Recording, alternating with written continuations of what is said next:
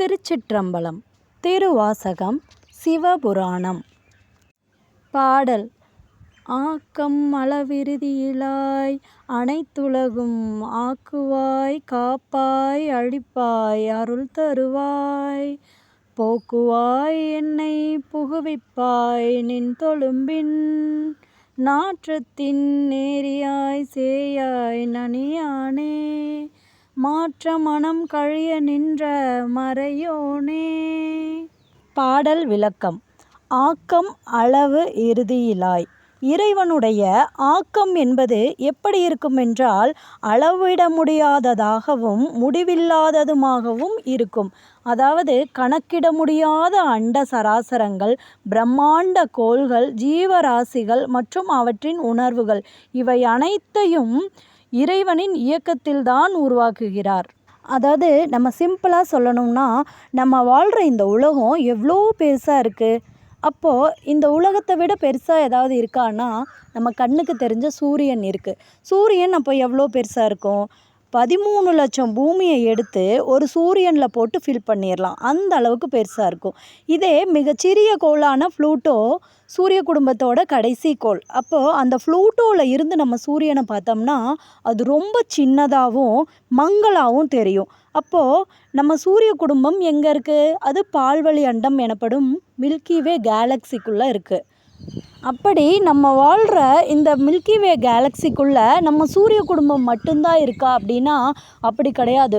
சூரியனையும் விட மிகப்பெரிய நட்சத்திரங்கள், விண்கற்கள், ஆஸ்ட்ராய்டு, இன்னும் நிறைய சூரிய குடும்பங்கள் அந்த மாதிரி நிறைய இருக்கலாம்.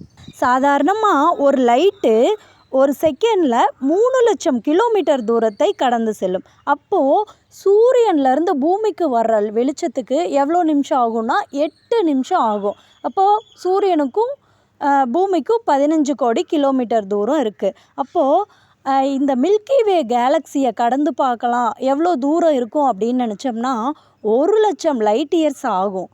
1 லட்சம் லைட் இயர்ஸ் அப்படிங்கிறது கிலோமீட்டரில் 9.5 ட்ரில்லியன் கிலோமீட்டர். அதாவது 1 ட்ரில்லியன் அப்படின்னா 10,000 கோடி. அப்போது 9.5 ட்ரில்லியன் அப்படிங்கிறது 1 லட்சம் கோடி கிலோமீட்டர் கிட்ட வந்துடும். இந்த ஒரு கேலக்சியை கடக்கவே இவ்வளோ தூரம் அப்படின்னா கிட்டத்தட்ட இந்த மாதிரி 200 ட்ரில்லியனுக்கு மேலான கேலக்சிஸ் நிறைய இருக்குது. அதாவது நம்மளோட மில்கிவே கேலக்சிஸை விடவே மிக பெரிய பெரிய கேலக்சிஸ் எல்லாம் நிறைய இருக்குது.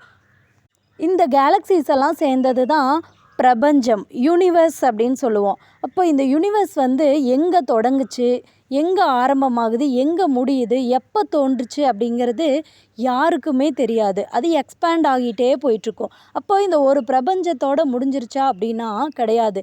இந்த மாதிரி எண்ணற்ற பிரபஞ்சங்கள் நிறையா இருக்கலான்னு இப்போ தான் ஆராய்ச்சி பண்ணி கண்டுபிடிச்சிட்ருக்காங்க.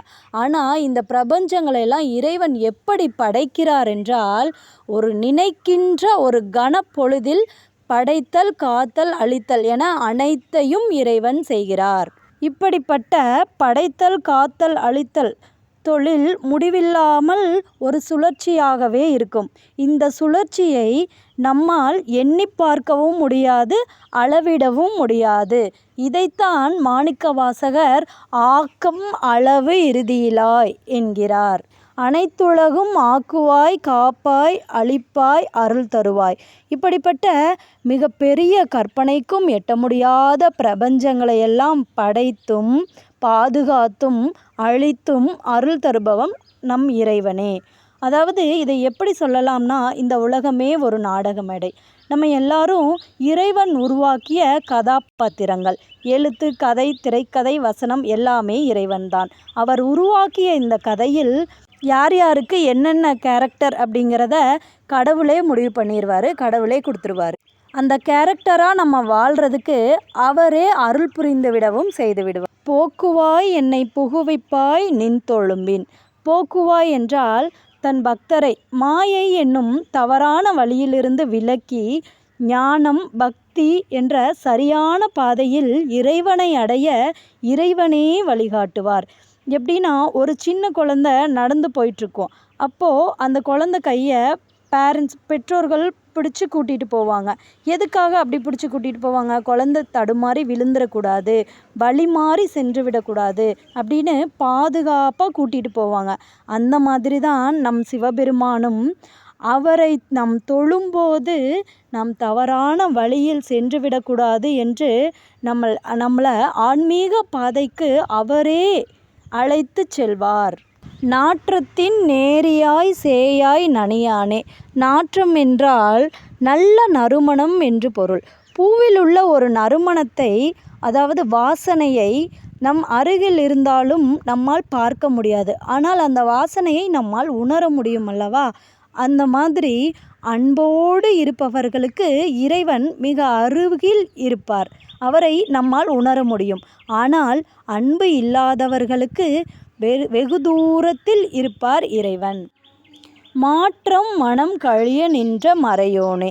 அதாவது மனம் என்பது பல மாற்றங்களுக்கும் மாறுதல்களுக்கும் உட்படும், நிலையாகவே இருக்காது.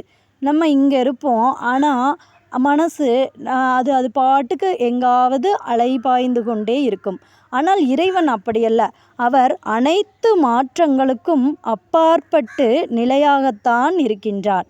அவரை நம் மனதால் புரிந்து கொள்ள முடியாது, எளிதில் புரிந்து கொள்ளவே முடியாது என்கிறார் மாணிக்கவாசகர். இப்போது பாடலின் விளக்கத்தை சுருக்கமாக பார்ப்போம். அளவில்லாத உருவாக்கத்தை உடையவர் இறைவன். அப்படி பல வகை உலகங்களை படைத்து காத்து அழித்து பிறகு படைத்த உயிர்களுக்கு அருள் புரிபவர் இறைவன். நம்மிடம் உள்ள பிழைகளை போக்கி நம்மை இறை சேவைக்கு ஏற்றவனாக இறைவனே செய்கிறார். இழிந்த நிலையில் இருந்த நம்மை பரிசுத்தமானவனாய் மாற்றுகிறார். நம்முடைய மன கிளர்ச்சிகளை மாற்றி நமக்குள் நிலைத்திருப்பது அந்த பரம்பொருள் என்கிறார் மாணிக்கவாசகர். மீண்டும் பாடலை ஒரு முறை காண்போம். ஆக்கம் அளவிறுதியிலாய் அனைத்துலகும் ஆக்குவாய் காப்பாய் அழிப்பாய் அருள் தருவாய் போக்குவாய் என்னை புகுவிப்பாய் நின் தொழும்பின் நாற்றத்தின் நேரியாய் சேயாய் நனியானே மாற்றம் மனம் கழிய நின்ற மறையோனே. திருச்சிற்றம்பலம்.